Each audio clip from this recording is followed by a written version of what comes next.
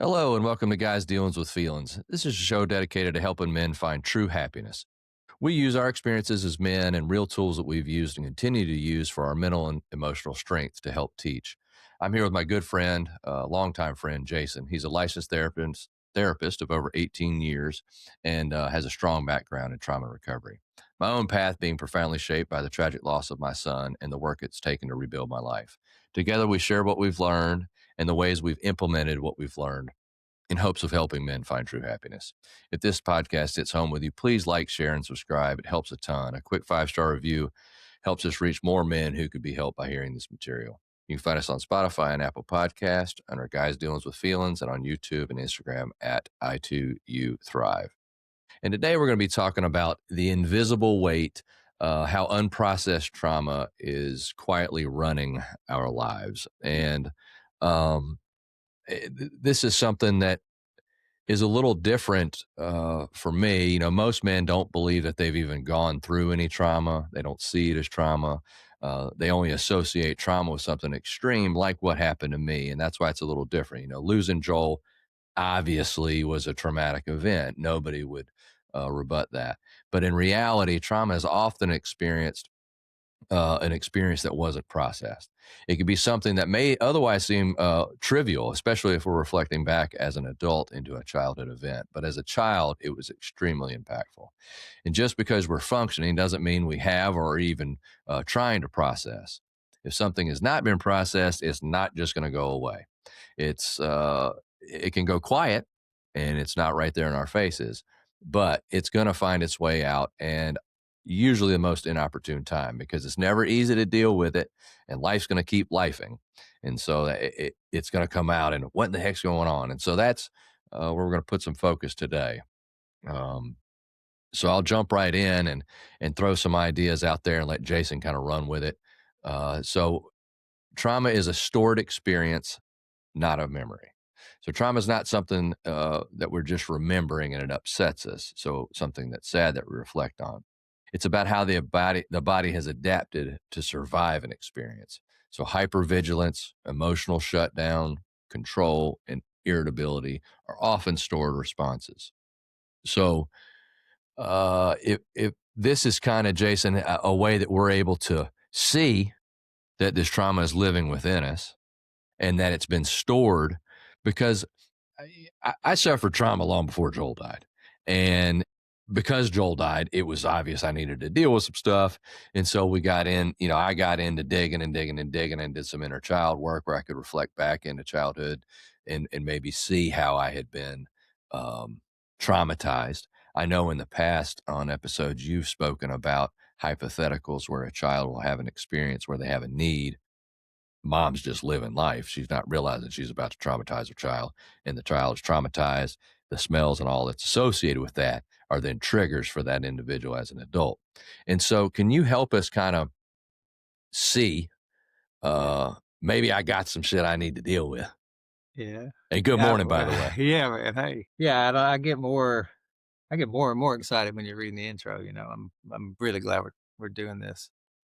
Um, 'Cause it gives me an opportunity, right, to try to bring clarity to, I don't know, like an impossibly complicated topic, you know? Yeah, Um, so let's start with the word trauma, okay? It means wound, okay? And a lot of people in today's world would be familiar with Besser Vander Kolk, who wrote The Body Keeps the Score. mm, Okay.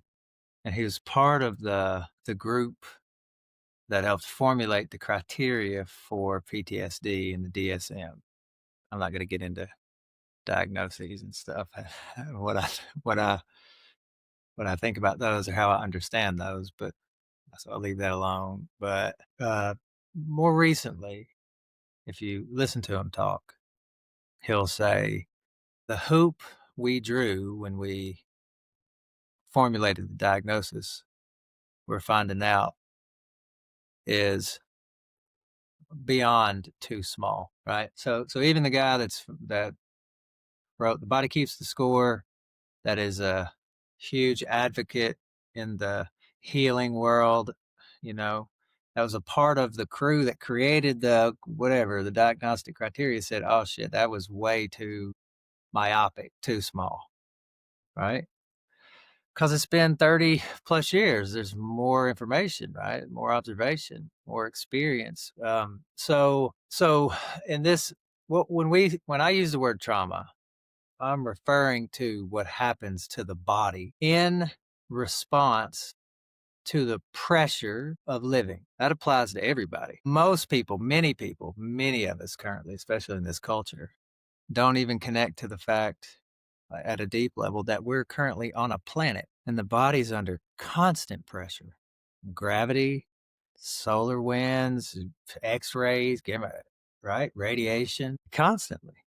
And then just I want to try to simplify it. So I think you can imagine being a kid and feeling pressure, isolated, like tension, pressure, right? Does that make sense what I'm telling Mhm. you? Okay.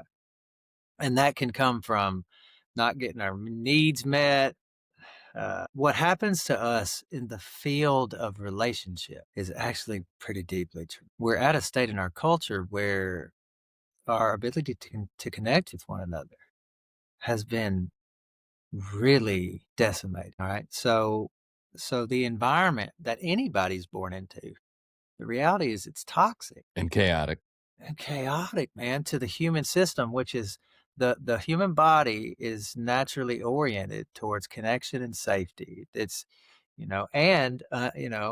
unfortunately or fortunately, a major way that the nervous system experiences safety is through connection. And we're at a point as a culture where we're completely divided and separated and alienated. And so you can imagine then how that affects the bodies and the nervous systems of the people that are in the culture, right? And so what that starts to do is disconnect our interiority, right? Like the left hemisphere and the right hemisphere begin to not communicate super well because it's so painful. What happens is the body turns down the feeling knob. Pretty logical, Mhm. right? So when we say trauma, we're referring to what's happening in the body because of pressure and unprocessed life events, which for again many of us include relational traumas, right? Um, And so, yeah, you're right. Many people in general, especially men, I'm working with a person now. I saw him last week, and when we were getting into why he's always in his head, and I started using the word trauma, but again, I had to expand it like we are now, because he said, "Well, I didn't really experience," Mhm. and so I said, "Well, I'm not talking about events, really. I mean, I am, but it's more than that." Uh, Yeah, and I've heard, a simpler, uh, definition of trauma that I think maybe you'll hit home, and then I got the story that comes from the "Awaken the Tiger Within" book, who that author is an offshoot of Anders Peter Sweet. Levine, yeah, Yeah, Peter Levine. So, trauma is an event, occurrence that occurs, it's subjective, that is overwhelming to the nervous system. So the body it overwhelms the nervous system, and so the body reacts in a certain manner.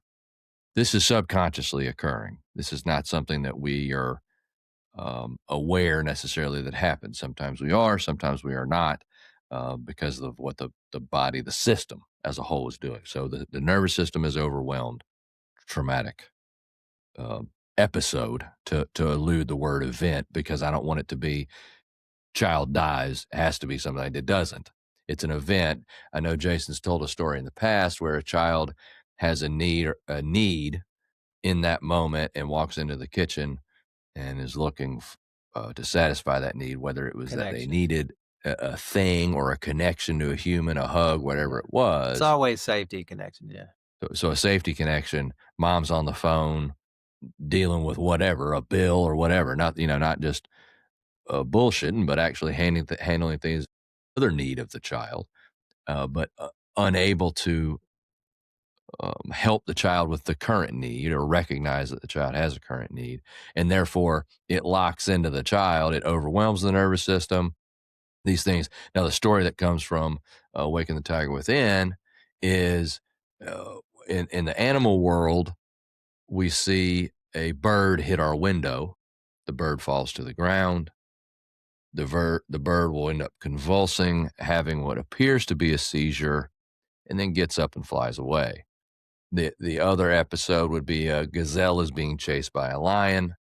The lion gets to the gazelle right before it gets it. The gazelle shuts its body off, goes completely limp, shuts everything down, not to death, but right before that. And the cat takes it to a safer place to eat it. It wakes up violently shaking as if it is like the bird and is able to run off. And what has happened in the shaking is where us humans lack.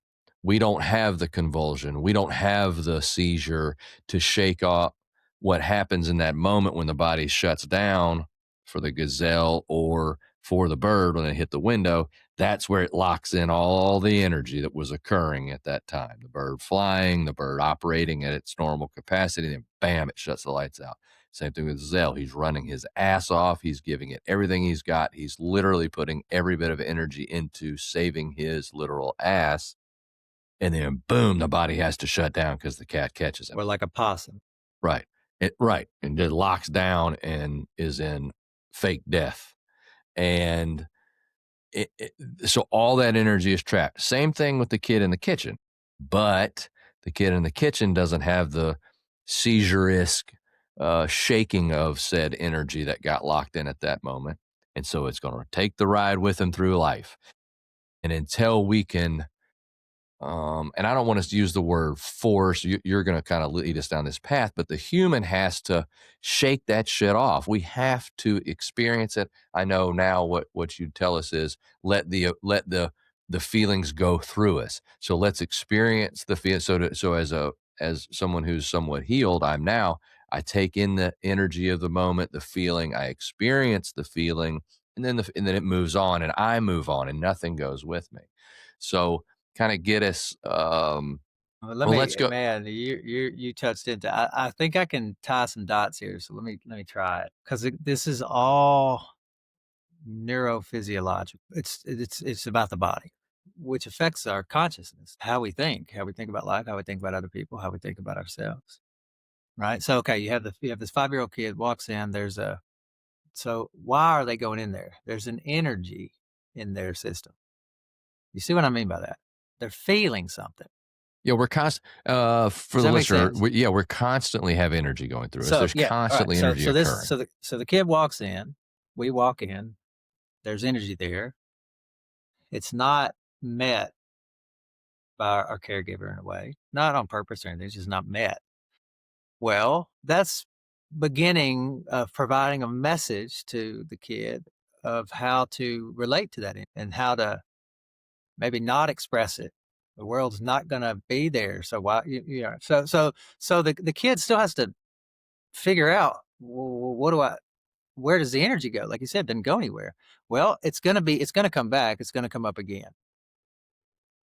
Right. So what's happened for us is this is a chronic process. And again, for everybody, there's always pressure on the body, gravity, existence, existential. I mean, there's always pressure. Right. And so again, it's about it's happening chronically. Okay. So then the system, the brain begins to relate to the energies in the body in particular ways and to develop particular strategies, right? So one of the strategies the human might unconsciously go to is to start to repress that energy, start to not feel it. So then it doesn't have to be expressed. And so then they won't be rejected, right? Makes sense. And so a primary way it happens is by a process of repressing feelings and repressing expression. We're kind of muted as kids, really, in many ways. I know it's a generalization, but does that see what I mean by that? Yes, and again, for the listener, we're talking about a kid. The kid's not coming in asking for Yeah, a pony. yeah, He's and coming they in didn't get asking. It punched in the just face. Yeah, and the mom didn't punch him in the face. They came in looking for Subtle. say a hug. Maybe just mom, I They love didn't you. even know what they were looking for. They were just expressing something.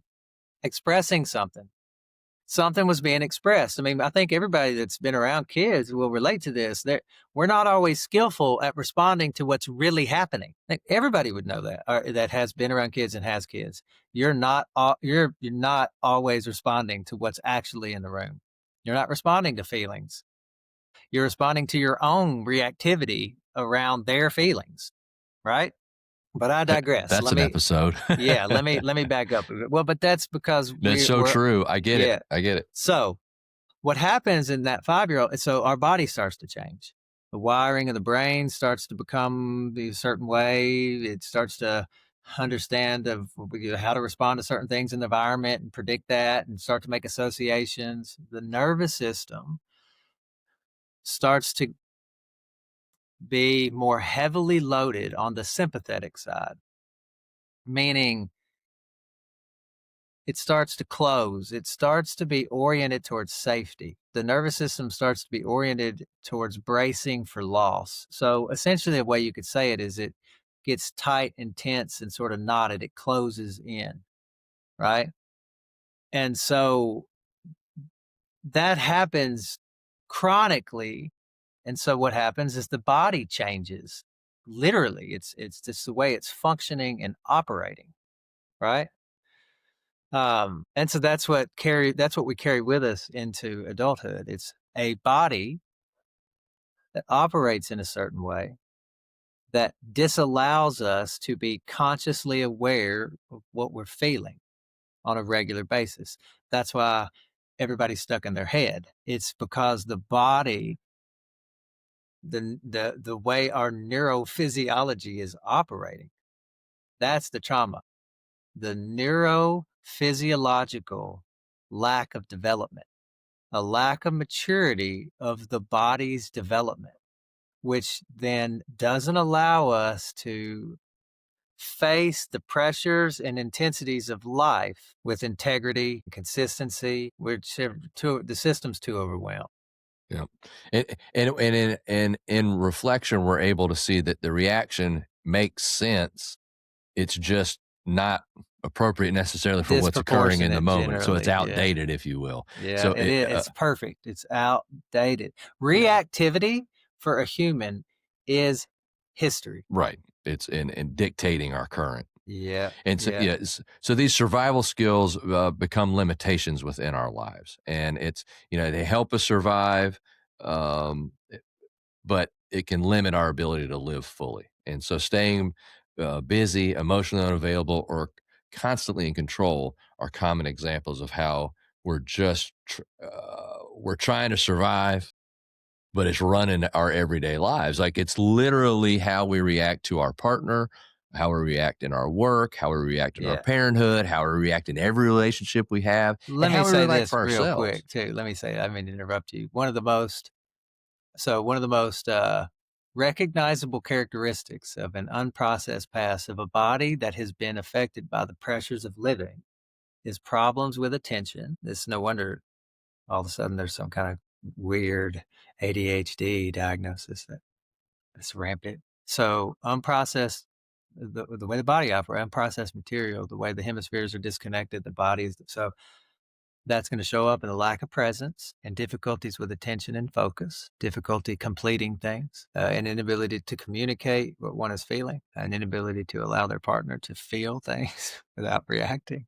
Oh, overwhelm, Yeah. I mean, I could keep going. I just wanted to give some the anxiety. lack of presence. See, and anxiety is simply a body that doesn't know how to metabolize the energy that's present.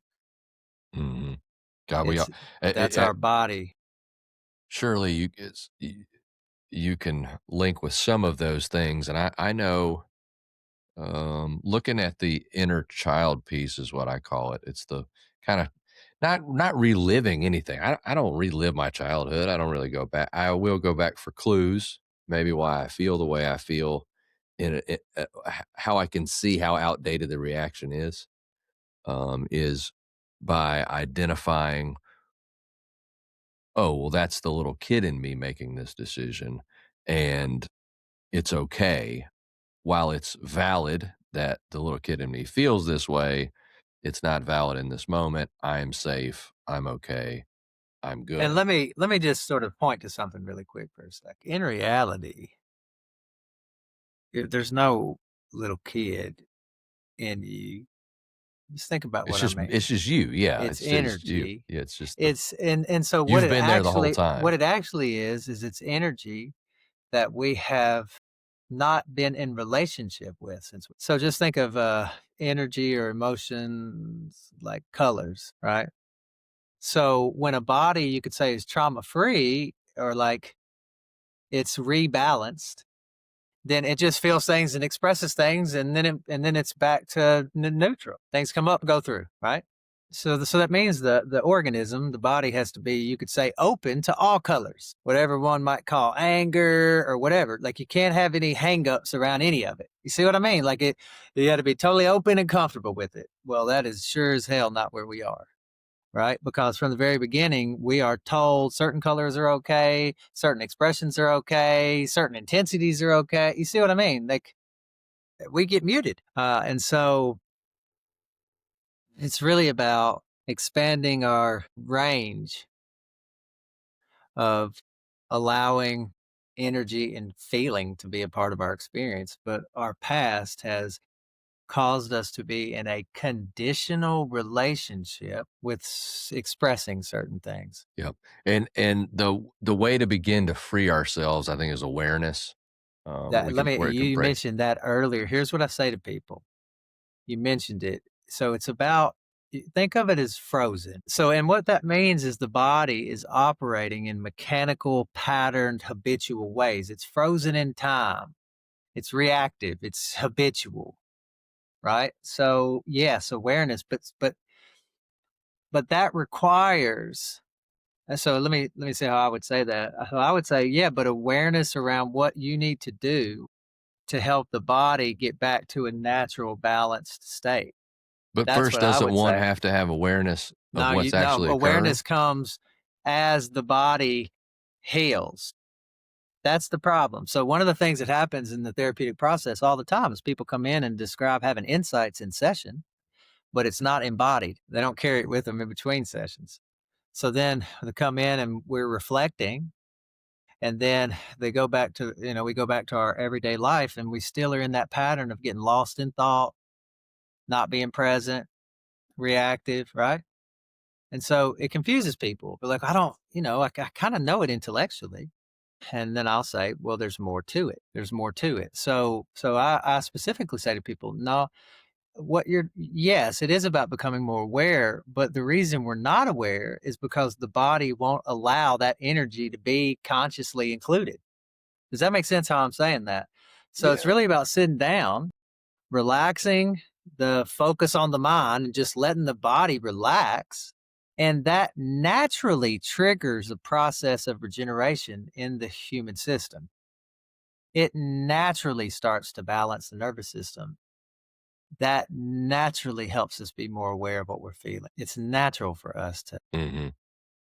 because it's actually pretty simple. It's like, oh, not uncomfortable and it's like pleasant, Right. unpleasant. Like it's really, really basic for us. The reason it's all so convoluted and complicated is because it all swims around in the realm of concept, not embodied knowledge. So okay.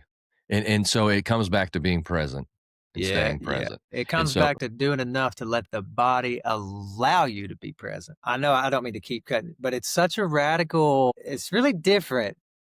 We don't relate to ourselves in a really fundamental ways as being in a body. I know that sounds kind of weird, but we don't, you know. So we actually don't know how limited our faculties of feeling are. They're just very limited. and we've made them that way. They've been conditioned to be that way. The body, the environment that we've been in Has conditioned us to be has caused the body to.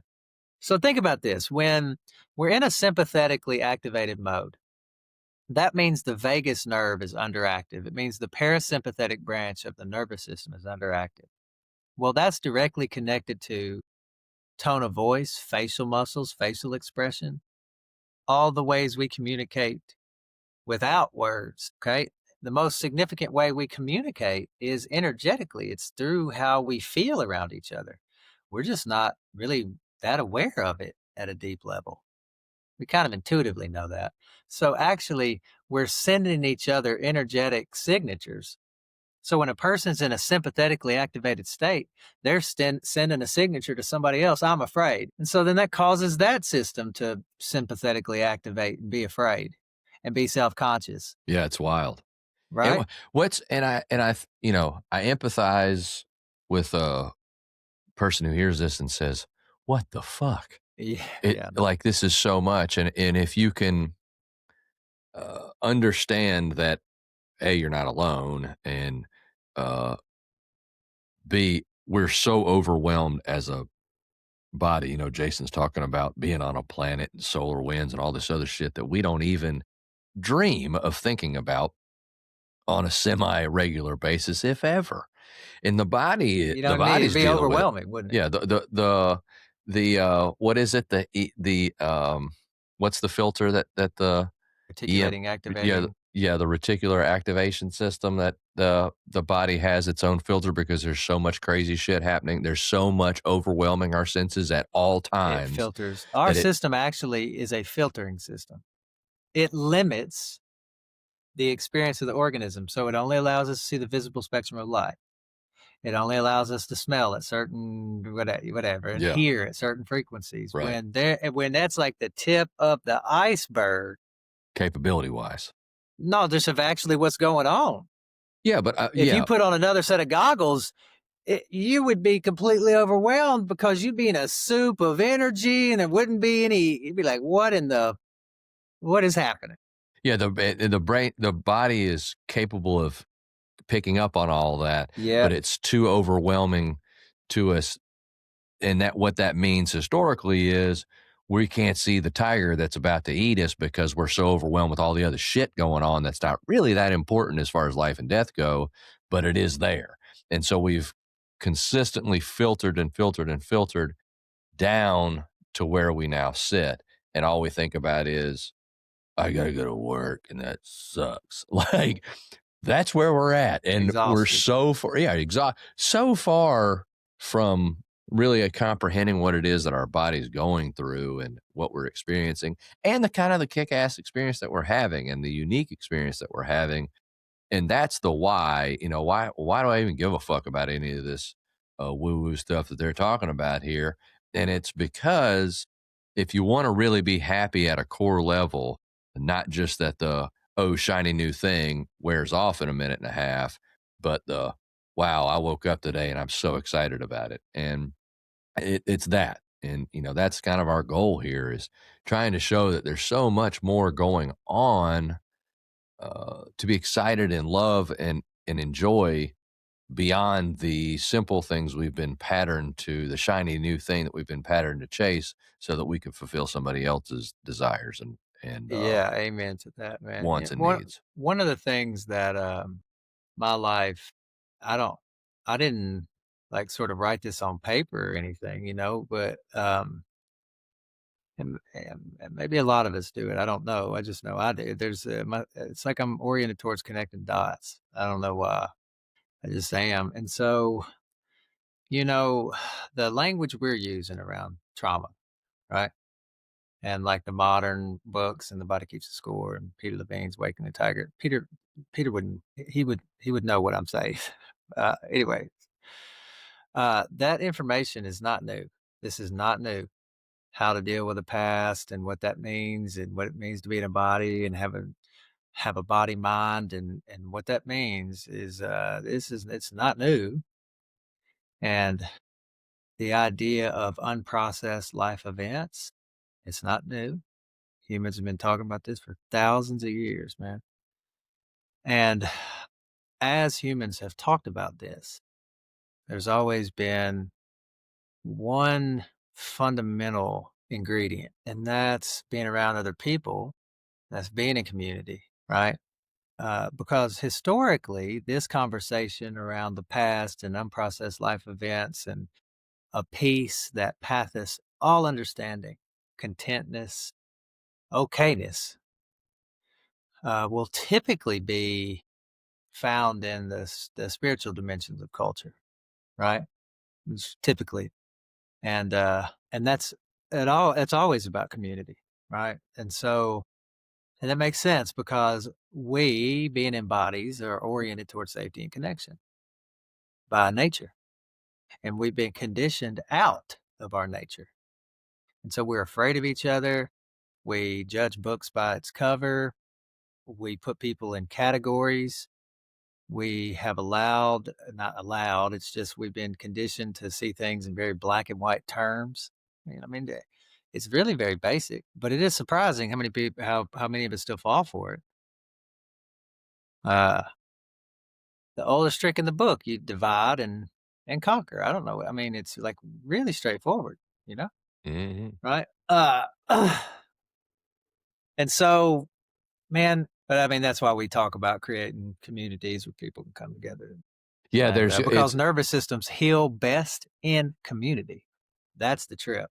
yeah, the we when we fail to recognize how complicated things are in our lives, we're, um, unable to recognize that we need to simplify so that we can really see and become present and start to really begin with these things, and then, let things layer back up and have the tools to, if that's what happens, have the tools to experience, have the experience in the moment, let the body process it, keep on rolling. That way we quit picking up baggage. So today, this week's tool is going to be the reaction pause, and it's not about fixing or uh, calming yourself as much as interrupting old survival wiring, so that you can really choose and understand what it is that's occurring. So pause when a strong reaction shows up. So if you begin to be angry, lack patience, become very emotional for any reason, ask yourself, is this reaction bigger than what is actually happening? So is this bigger than what's in the moment? Am I reacting in an outdated way in a moment that's occurring in my life? Notice where I'm feeling it in the body. So, is it in my head? Is it in my chest? Is it my stomach? In my legs? Where am I feeling it? Take a long, one slow breath, and then exhale a little bit longer than that. You're not trying to feel better as much as you're trying to stop running on your old programming. So get yourself in the now, get yourself present, get yourself in the actual moment, not the body's reaction to the circumstances of the moment. So this is going to allow you to understand, well, hang on a second. Maybe I'm overreacting in a conditioned way. And this is something that's most likely going to take some assistance for people to get into. I think, our hopes is that we can lead you to, down the path. And not every therapist is equal. Just because they hold a degree, just because they have certain experiences, does not make them equal. Uh, I'm not here to criticize. I don't think Jason is either. We have a certain understanding that our bodies are a whole unit. You cannot have a car that goes without a gas tank or without a battery or without wheels and tires. They just don't work. The human body is the same way. And anytime you're dealing with somebody who doesn't want to acknowledge that we're not just a shoulders up entity, then there's going to be some difficulty in growth, especially with the path that we're trying to lead you down. This is a holistic approach, and that is our whole body that is part of the experience. It's proven, it's known. Again, Jason touched on it. It's been thousands of years in the knowing. It's not something we've just come up with. So, uh, when you seek help, this is the type of help we would suggest that you seek, because they understand that it's not just a shoulders up deal. It's a whole body thing. So in closing, awareness can be uncomfortable, but discomfort's not regression, it's clarity. Trauma does not mean you're broken. It means something has happened that mattered.